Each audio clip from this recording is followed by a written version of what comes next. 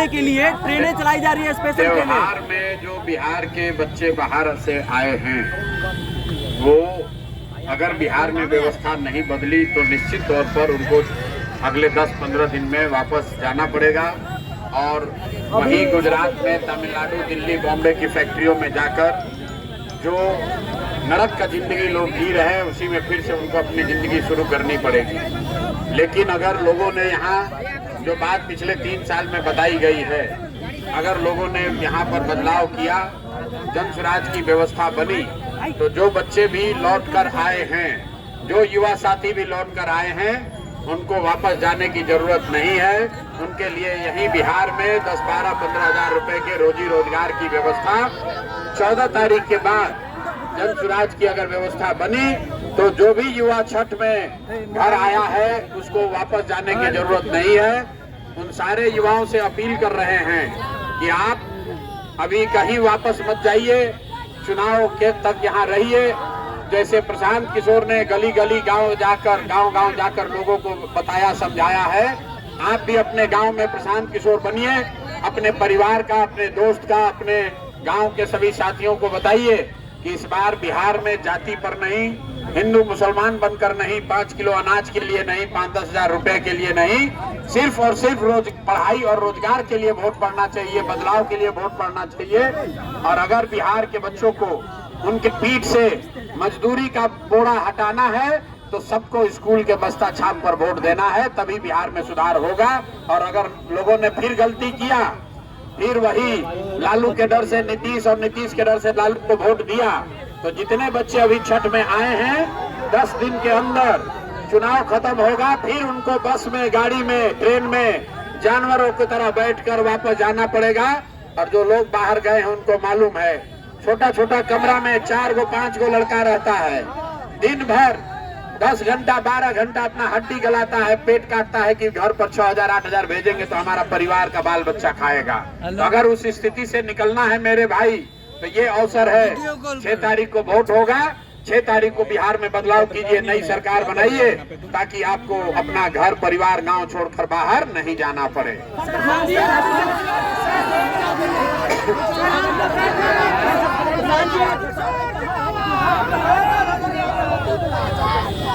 योगी आदित्यनाथ ने अगर ऐसा कहा है कि बिहार में पलायन मुद्दा नहीं है, तो योगी आदित्यनाथ न बिहार आए हैं, न बिहार के लोगों का दर्द उनको समझ में आ रहा है।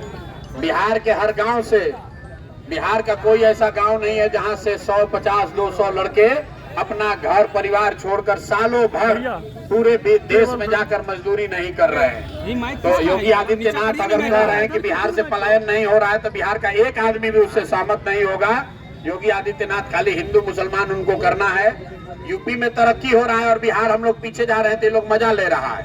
दूसरी बात समझिए, ये दूसरे राज्य से जो लोग नेता आते हैं, अमित शाह बोले कि बिहार में फैक्ट्री नहीं लग सकता है क्योंकि बिहार में जमीन नहीं है।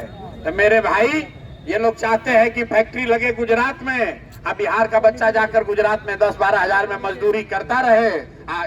गुजरात का आदमी बनेगा फैक्ट्री में मालिक, अब बिहार का बच्चा बनेगा फैक्ट्री में मजदूर।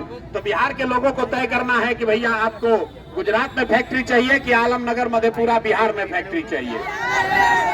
तो बिहार में फैक्ट्री चाहिए तो सब लोग जगिए और इस बार लालू, नीतीश को, मोदी को यहाँ से किनारे कीजिए, नई व्यवस्था बनाइए, तभी बिहार में रोजगार होगा, पलायन बंद होगा। जन स्वराज ने 100 वादा नहीं किया है, लेकिन एक वादा पक्का किया है कि जन स्वराज का व्यवस्था बना, पलायन बंद, यहाँ से कोई आदमी बाहर 10-12 हजार के लिए मजदूरी करने नहीं जाएगा।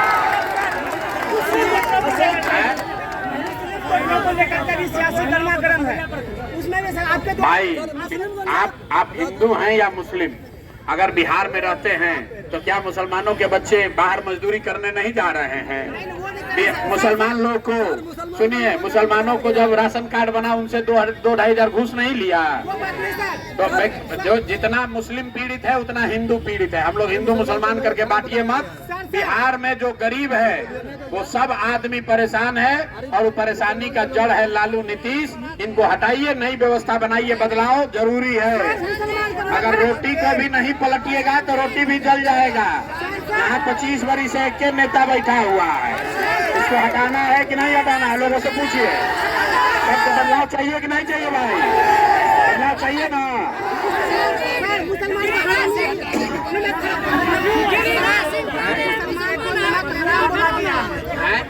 मुसलमान को नमक हराम बोला गया। अरे भाई, प्रत्येक घर में नौकरी, आप यहाँ जितने लोग हैं किसी को विश्वास है? हर घर में ही तेजस्वी यादव कह रहे हैं कि हम हर घर से नौकरी दे देंगे। अब जरा सुनिए, इनके माँ बाबूजी यहाँ पर मुख्यमंत्री थे तो पूरा बिहार देखा, 15 साल में बिहार को लूट लिया। आदमी को तो छोड़िए, जानवर का भी चारा खा गया है। आदमी का छोड़िए, जानवर का भी चारा खा गया। और 15 बरिस में 5 लाख आदमी को नौकरी नहीं दी। आप कह रहा है कि हम आएंगे तो 3.5 करोड़ लोगों को नौकरी दे देंगे। तो ये बूढ़ा शेर का कहानी सुने हैं? शेर बूढ़ा हो जाता है, कहानी में बताया जाता है कि बूढ़ा शेर सोना का कंगन लेकर बैठता है इस चक्कर में कि कोई राहगीर, कोई रास्ता चलने वाला आदमी सोना के कंगन के लालच में आएगा तो उसको खाएंगे। तो ये जो राजद वाला है, बूढ़ा शेर सब है कि जैसे ही आप इसके लालच में पड़ के वोट दीजिएगा, जीत कर आएगा तो लूट मार, अपहरण, हत्या, इसके अलावा ये सब कुछ नहीं जानता है। तो कोई आदमी अभी लोग के चक्कर में पड़ने वाला नहीं है। अब लालटेन का जमाना खत्म हो गया। लालटेन का जमाना नहीं चाहिए भैया। अब हम लोग को स्कूल का बस्ता चाहिए। जब तक बच्चों के लिए पढ़ाई नहीं होगा तब तक बिहार में सुधार नहीं होगा। और जितने लोग यहाँ आए हैं सब आदमी संकल्प लीजिए, जो छठ में घर आया है इस बार बाहर वापस नहीं जाना है। हो गया।